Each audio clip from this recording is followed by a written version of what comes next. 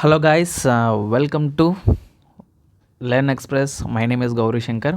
So ఇది నా rapid fire bits అండి. సో ఇందులో నేను ఏం చెప్తానంటే, సో ఒక పదం రాస్తాను, ఆ పదానికి తాలూకా బిట్స్ అనేవి నేను చదువుకుంటూ వెళ్ళిపోతాను. సో ఇది ఒక రివిజన్ అనమాట, సూపర్ ఫాస్ట్ రివిజన్ లాగా. సో ఇంకెందుకు సుత్తి లేకుండా మ్యాటర్లోకి వెళ్ళిపోదాం. So let us start our rapid fire bits. Buddhism. So బుద్ధిజంలో మొత్తం 4 నోబుల్ ట్రూత్స్ ఉంటాయి. సో ఇప్పుడు నేను చెప్పబోయే బిట్స్ అన్నీ కూడా ఏంటంటే, సో నేను కలెక్ట్ చేసుకున్న బిట్స్. అంటే ఇప్పుడు బుద్ధిజం అంటే మళ్ళీ గౌతమ్ బుద్ధుడి కోసం, తర్వాత తను ఎలా బుద్ధుడయ్యాడు అనేది ఇవన్నీ చెప్పండి నేను. సో ఏవైతే నేను ప్రీవియస్ ఇయర్ బిట్స్ మిస్టేక్స్ చేశానో, సో మిస్టేక్స్ అనేవి కాదు, అంటే ప్రీవియస్ ఇయర్లో అడిగిన క్వశ్చన్స్ ఏవైతే ఉంటాయో సో అవి నేను చెప్పుకుంటూ ఉంటాను. ఓకేనా? So let's get started. So బుద్ధిజంలో మొత్తం 4 నోబుల్ ట్రూత్స్ ఉంటాయి. సో ఏంటవి? Truth of suffering, truth of cause, truth of cessation, truth of path. అంటే విరామణ, మార్గం, నిలిపివేత, ఇలాంటివి మాట. సో వీటిని మనం ఏంటంటామంటే, ట్రూత్ ఆఫ్ సఫరింగ్ని దుఃఖ అంటాం, ట్రూత్ ఆఫ్ కాజ్ని సముద్య అంటాం, ట్రూత్ ఆఫ్ సెసేషన్ని నిరోధ అంటాం, ట్రూత్ ఆఫ్ పాత్ని మనం మగ్గ అంటాం. అలాగే బుద్ధుడు మొత్తం 8 మనకి ఫోల్డ్ పాత్స్ చెప్పడం జరిగింది. 8 ఫోల్డ్ పాత్ అంటారు. 8 ఫోల్డ్ పాత్ అంటారు. సో 8 ఫోల్డ్ పాత్ని మనం ఏమంటామంటే మార్గ అంటాం. దీన్ని అష్టాంగ మార్గ అంటాం. దీన్ని ఏమంటాం? అష్టాంగిక మార్గ. ఓకే. సో 8 ఫోల్డ్స్ పాత్స్ ఏంటంటే, right to view, right thoughts, right speech, right conduct, right livelihood, right effort and right mindfulness and right meditation. Okay. So అలాగే మైత్రేయ అంటే ద ఫ్యూచర్ బుద్ధ అని అర్థం. అమితాభ అంటే ద బుద్ధ ఆఫ్ హెవెన్ అని అర్థం. మంజుశ్రీ అంటే he holds A book describing the 10 పరమితాస్ అని అర్థం. ఓకే. సో ఈ విధంగా మాట. So this is all about Buddha in my bits. So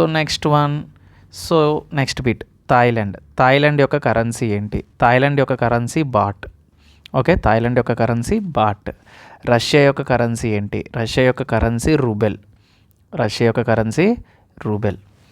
next, what is the rare blood group? AB is the rare blood group.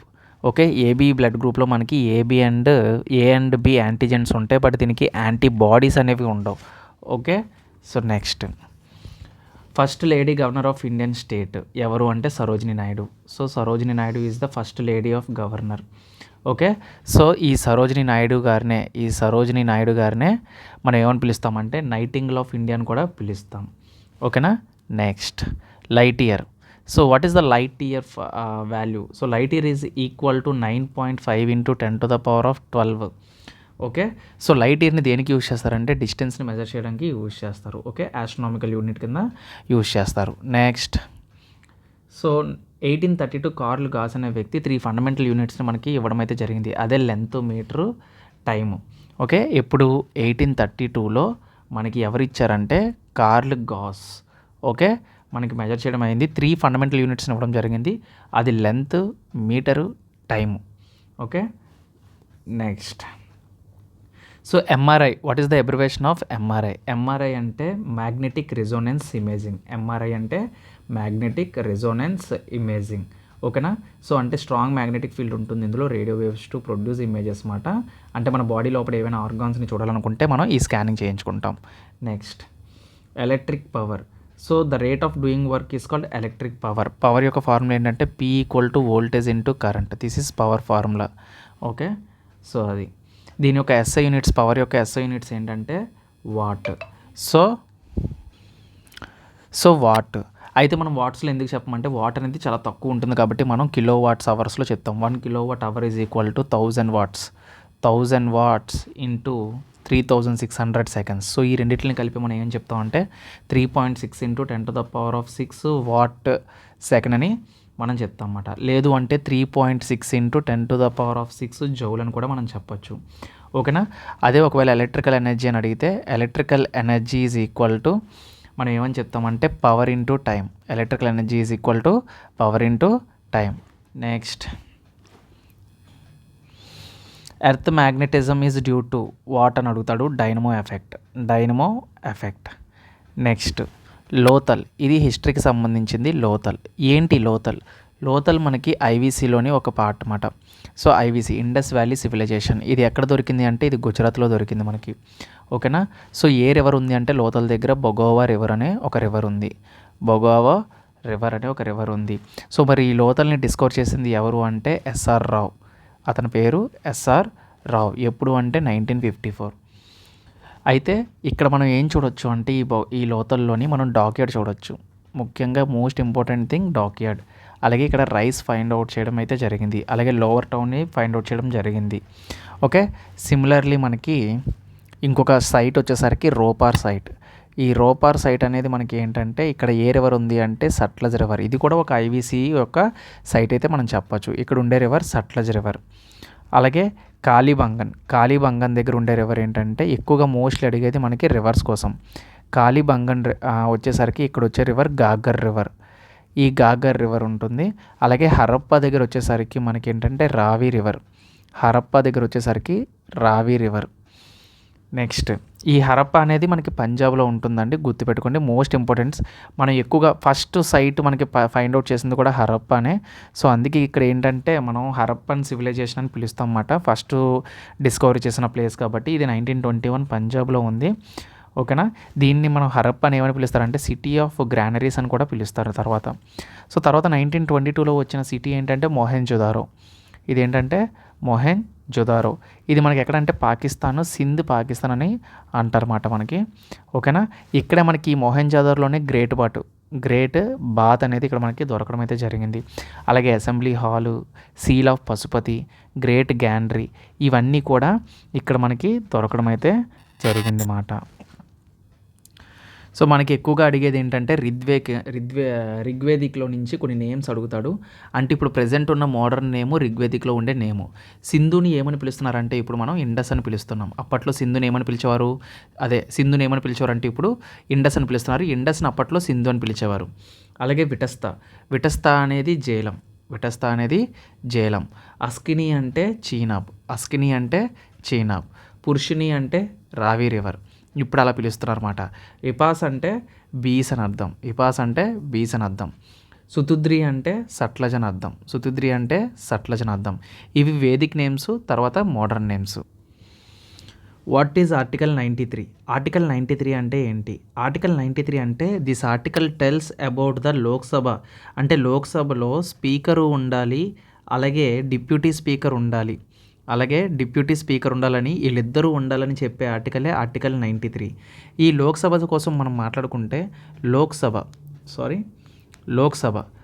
ఈ లోక్సభలో మ్యాక్సిమం మనకి ఎన్ని years అంటే 5 ఇయర్స్ ఉంటుంది మనకి టెన్యూర్ వచ్చేసరికి. అలాగే మొత్తం ఎంతమంది ఉంటారంటే 550 మెంబర్స్ ఉంటారు. ఈ లోక్సభని హౌస్ ఆఫ్ పీపుల్ అంటారు. ఓకేనా. లోక్సభలో ఉండే పీపుల్ని ఏమంటారు? హౌస్ ఆఫ్ పీపుల్ అంటారు. సో అయితే ఈ లోక్సభని మనకి ఫైండ్ అవుట్ చేసింది ఎప్పుడు అంటే 17th ఏప్రిల్ 1952న దీన్ని ఫౌండ్ చేయడం అయితే జరిగింది. సో ఆర్టికల్ 93 ప్రకారంగా మనకి ఏం చెప్తుంది అంటే Lok Sabha must have speaker and deputy speaker అని చెప్పి ఆర్టికల్ 93 మనకి చెప్పడం అయితే జరిగింది. సో నెక్స్ట్ వచ్చేసరికి గురు దొంగమార్ లేక్ అనేది one of the highest lake in the world. This is the highest lake in the world. So అది వరల్డ్లోనే అలాగే ఇండియాలోని కూడా హైయెస్ట్ లేక్ అని మనం చెప్పుకోవచ్చు. ఈ లేక్ ఎక్కడ ఉంది అంటే ఇండియాలో ఉంది. ఈ లేక్ ఏ ఊర్లో ఉంది అంటే మనకి ఏ స్టేట్లో ఉందంటే సిక్కింలో ఉంది అన్నమాట. సో సిక్కింలో ఈ లేక్ అయితే ఉంది. దీని యొక్క పొడవు వచ్చేసరికి 5430 మీటర్స్ ఉంటుంది. ఓకే. ఎక్కువగా ఈ లేక్ యూజ్ చేసింది ఏంటంటే బుద్ధిస్టులు, అలాగే సిక్కులు, హిందువులు దీన్ని యూజ్ చేయడం అయితే జరిగింది. ఈ లేక్ అనేది మనకి గురిపినపోయ్ అని చెప్పేసి మనకి ఫౌండర్ ఆఫ్ టిబెట్ అనమాట. సో ఆయన యూజ్ చేయడం జరిగింది. ఈయన్నే ఏమని పిలుస్తారంటే గురు పద్మ సాంబవ అని కూడా పిలుస్తారు. అయితే స్పిరిచువల్ లీడర్ ఆఫ్ సిక్కిం వచ్చేసరికి మనం గురునానక్ అని చెప్పుకుంటాం. సో ఆయన పాస్డ్ అయింది కూడా ఈ ఏరియా ద్వారా. ఓకేనా. అందుకే దీని యొక్క చాలా రిలీజియస్ మ్యాటర్ ఉంటుంది ఈ లేక్కి. ఓకే. నెక్స్ట్ వచ్చేసరికి ఊలార్ లేక్. సో ఏంటి Wular lake? This is the largest fresh water lake. Wular lake is the largest fresh water lake. అయితే ఇది ఎక్కడుంది అంటే ఇది ఇండియాలో ఉంది మనకి. సో ఇండియాలో మనకి ఎక్కడ ఉంది అంటే బందిపోర్ డిస్టిక్. ఏ డిస్టిక్లో ఉంది అంటే బందిపోర్ డిస్టిక్ జమ్మూ అండ్ కాశ్మీర్. అయితే ఇది ఏ రివర్ ద్వారా ఈ లేక్ అనేది ఏ రివర్ ద్వారా వస్తుంది అంటే జేలం అనే రివర్ ద్వారా ఇది మనకి ఫెడ్ అవడం అయితే జరుగుతుంది. నెక్స్ట్ వచ్చేసరికి సాంబార్ లేక్. ఏంటి సాంబార్ లేక్? ఈ సాంబార్ లేక్ అనేది ఒక బౌల్ షేప్లో ఉంటుంది. సో ఇది ఇండియాస్ లార్జెస్ట్ ఇన్లాండ్ సాల్ట్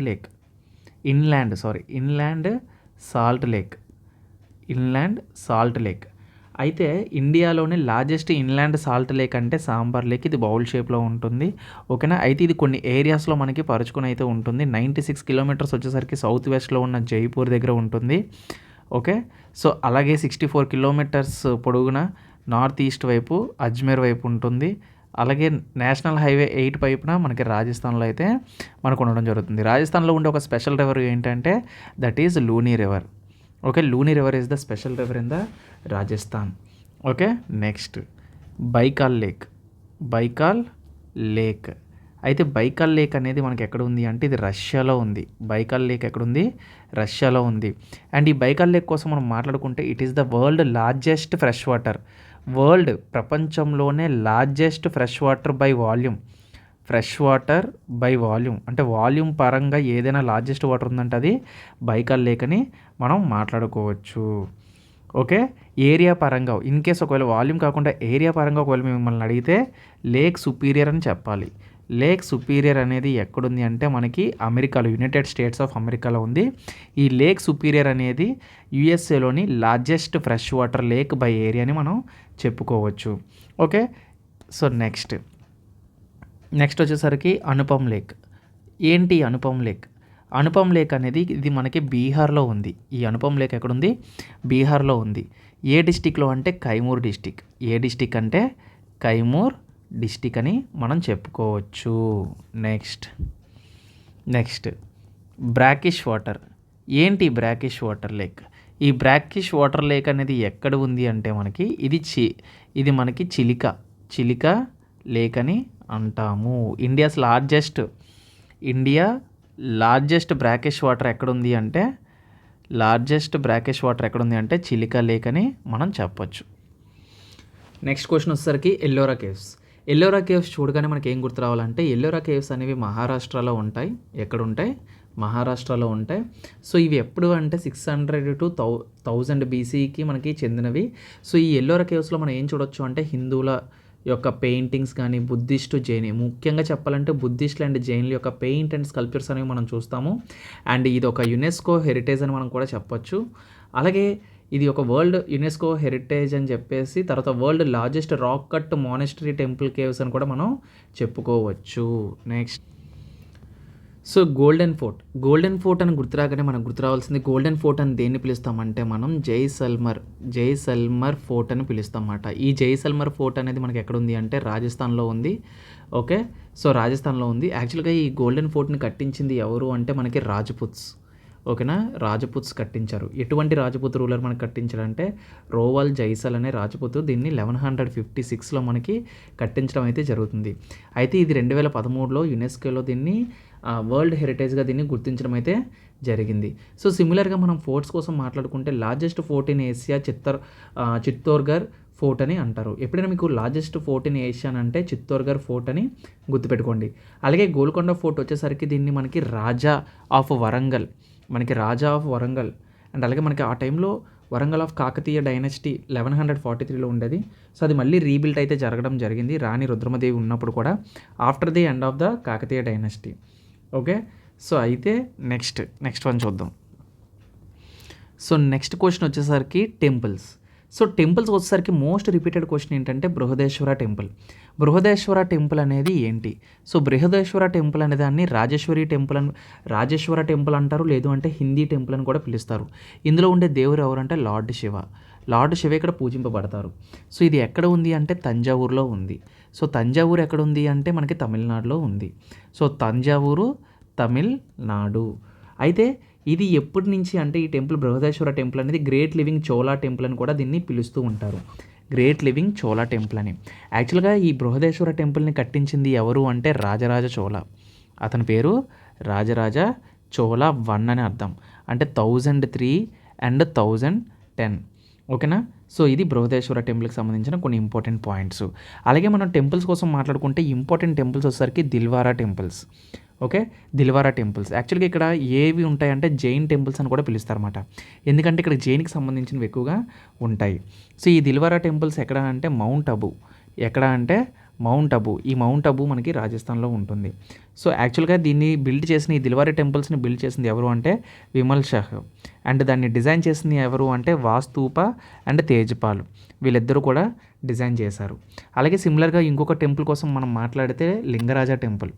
ఇంకొక టెంపుల్ ఏంటి, లింగరాజ టెంపుల్. యాక్చువల్గా ఇది ఒక హిందూ టెంపుల్. అయితే ఈ టెంపుల్లో కూడా మనకి ఎవరు అంటే లార్డ్ శివాయ్ మనకి ఉంటారు. అండ్ ఇది వచ్చేసరికి ఎక్కడ ఉంటుందంటే ఈ లింగరాజ టెంపుల్ అనేది భువనేశ్వర్లో ఉంటుంది, ఒడిస్సాలో ఉంటుంది. ఓకేనా, భువనేశ్వర్ ఒడిస్సాలో ఉంటుంది యాక్చువల్గా. అయితే ఈ లింగరాజ టెంపుల్ని బిల్డ్ చేసింది ఎవరు అంటే సోమవంశీ డైనస్టీ. అయితే ఈ బిల్డ్ చేసింది సోమవంశీ డైనస్టీ. అండ్ స్టైల్ వచ్చేసరికి డ్యూయల్లా స్టైల్. ఓకేనా. సో నెక్స్ట్ ఆదాని దిన్కా జోప్రా. ఇది ఒక మసీద్ అండి. సో ముస్లింల యొక్క మసీద్. అయితే దీన్ని కట్టించింది ఎవరంటే కుతుబుద్దీన్ ఐబక్. ఓకేనా. అదయ్ ముస్లింలు కూడా కొన్నిసార్లు అడుగుతాడు. అదయ్దీన్ కా జోప్రా. ఓకేనా. ఇది ఓల్డెస్ట్ మాస్క్యూ అంటే మసీద్ ఇన్ ఇండియా. ఓకేనా. సో మొహమ్మద్ గోరీ ప్రకారంగా కుతుబుద్దీన్ ఐబక్ దీన్ని కట్టించడం అయితే జరుగుతుంది. ఇది ఎక్కడ ఉంది అంటే అజ్మేర్ సిటీ రాజస్థాన్లో ఉంది. ఇది ఎక్కడ ఉంది అంటే Ajmer city Rajasthan. Okay. So next ఇంకేం అడుగుతాడు ముస్లిమ్స్వి, బారా ఇమం బారా అంటారు. బారా ఇమం బారా. సో బారా ఇమం బారా అనేది ఇది ఒక స్వీ మాస్క్యూ అండి, constructed by architect and designer of Kifayatullah Asaf ud Daulah మాట. సో 1784లో దీన్ని కట్టించడం అయితే జరిగింది. అలాగే ఇంకొక టెంపుల్ వచ్చేసరికి బాహై టెంపుల్. ఏంటి బాహై టెంపుల్ అంటే దీన్ని లోటస్ టెంపుల్ అని కూడా పిలుస్తారు. సో ఈ లోటస్ టెంపుల్ అనేది హిందూ, ఇస్లాం, బుద్ధిజం, జైనిజం అనేది మనకి ఇక్కడ ఉన్నది. ఈ బాహై టెంపుల్ ఎక్కడ ఉంది అంటే ఢిల్లీలో ఉంది. ఓకే. నెక్స్ట్ ఇంపార్టెంట్ ప్లేస్ వచ్చేసరికి బీబీకి మక్బారా. బీబీకి మక్బారా మీన్స్ ఇది యాక్చువల్గా బాను బేగంకి సంబంధించిన ఇదండి. యాక్చువల్గా ఇది ఒక సమాధి టాంబ్. ఇది ఎక్కడుంది అంటే మనకి మహారాష్ట్రలో ఉంది. యాక్చువల్గా ఈ మహారాష్ట్ర ఇది ఎవరు కట్టించారంటే ఇది ఆజం షా కట్టిస్తాడు. ఆజం షా అంటే he is the son of Aurangzeb. Aurangzeb వాళ్ళ ఆవిడ తను అడుగుతుంది తనకి సమాధి తాజ్మహల్లా కట్టించమని. కానీ ఔరంగజేబ్ చాలా పిసినోరుడు. కానీ తను చాలా తక్కువ మొత్తంలో తాజ్మహల్లాగా వాళ్ళ అమ్మ కోరిక మేరకు తను ఏం చేస్తాడంటే తాజ్మహల్లా చూడడానికి ఒక డూప్లికేట్ మహల్ని ఒక సమాధిగా కట్టించి ఇస్తాడనమాట చాలా తక్కువ రేటుతోటి. అదే బీబీకా మక్బారా అని చెప్పేసి అంటారు. కావాలంటే ఒకసారి గూగుల్లో టైప్ చేసి చూడండి. ఓకే. నెక్స్ట్ వన్ వచ్చేసరికి చాలా ఇంపార్టెంట్ జామా మసీద్. సో ఇది ఎక్కడ ఉంది అంటే ఇది మనకి ఢిల్లీలో ఉంది. And largest mask in India అంటే జామా మసీద్ అనే చెప్పాలి. లార్జెస్ట్ మసీద్ ఇన్ ఇండియా జామా మసీద్. ఇది అసలు యాక్చువల్గా మనకి కట్టించింది ఎవరు అంటే షాజహాన్. ఇది కట్టించింది ఎవరు? Shah Jahan. Okay. Shah Jahan is the Mughal emperor. ఓకేనా. నెక్స్ట్ ఇలా కొన్ని సమాధులు అయితే మనకు అడుగుతాడు. ఆ సమాధుల్లో ఇంకో సమాధి ఏంటంటే హుమయూన్ సమాధి. ఒక సమాధి ఏంటి? హుమయూన్ సమాధి. ఇది యాక్చువల్గా బాను బేగం కట్టిస్తారు. ఓకేనా. సో హుమయూన్ సమాధిని ఎప్పుడు 1570లో కట్టిస్తారన్నమాట. ఓకేనా. అలాగే కొన్ని ఫోర్ట్స్ ఉంటాయి. లైక్ ఆగ్రా ఫోర్ట్ అనేది ఎక్కువగా ఎవరు కట్టించారని అడుగుతూ ఉంటాడు. ఆగ్రా ఫోర్ట్ని కట్టించింది ఎవరు అంటే అక్బర్. ఓకేనా. ఎప్పుడు అంటే 1565 to 74 మధ్య మనకు జరిగింది ఇతను ఉండడం. సో ఈ ఆగ్రా ఫోర్ట్ మనకి ఎప్పుడు అక్కడ అంటే ఫతేహపూర్ సిక్రీ, ఉత్తరప్రదేశ్. ఓకేనా, యూపీ. ఓకే. సో అది మాట. అంటే ఈ అక్బర్ ఈ ఫోర్ట్ని ఎందుకు కట్టిస్తాడంటే యాక్చువల్గా మనకి గుజరాత్ మీద విక్టరీని గుర్తుగా ఉండడానికి అది కట్టించడం అయితే జరుగుతుందన్నమాట. నెక్స్ట్ చార్మినార్ వచ్చేసరికి మనకి 5th ruler of Qutb Shahi dynasty మాట, మొహమ్మద్ కులీ కుతుబ్ షా. చార్మినార్ని కట్టించింది ఎవరు అంటే చార్మినార్ని కట్టించింది 5th రూలర్ అంటే 5వ రాజు మాట. 5వ రూలర్ అయిన కుతుబ్ షాహీ డైనెస్టీకి చెందిన మొహమ్మద్ కులీ కుతుబ్ షా. మొహమ్మద్ పేరు రాస్తాను చూడండి. మొహమ్మద్ కులీ కుల్ కుతుబ్ షా, కుల్ కుతుబ్ షా. సో అది మాట. ఓకేనా. సో అది అయితే ఇంకొక మహల్ ఉంటుంది. ఆ మహల్ పేరు ఏంటంటే గుజారీ మహల్. ఆ మహల్ పేరు ఏంటి? గుజారీ మహల్ మాట. So memory of his wife మాట. తన భార్య గుర్తుగా ఎవరు కట్టిస్తారంటే దీన్ని? మాన్సింగ్. అతని పేరు కింగ్ మాన్సింగ్. మాన్సింగ్ ఎప్పుడు అంటే 1922ని బిల్డ్ చేయడం అయితే జరుగుతుంది. ఓకేనా. సో ఇప్పుడు దీన్ని గ్వాలియర్ మధ్యప్రదేశ్లో ఉంటుంది. దీన్ని మ్యూజియంగా వాడుతున్నారు అన్నమాట. ఓకేనా. సో ఇది హిస్టరీకి సంబంధించిన కొన్ని పాయింట్స్.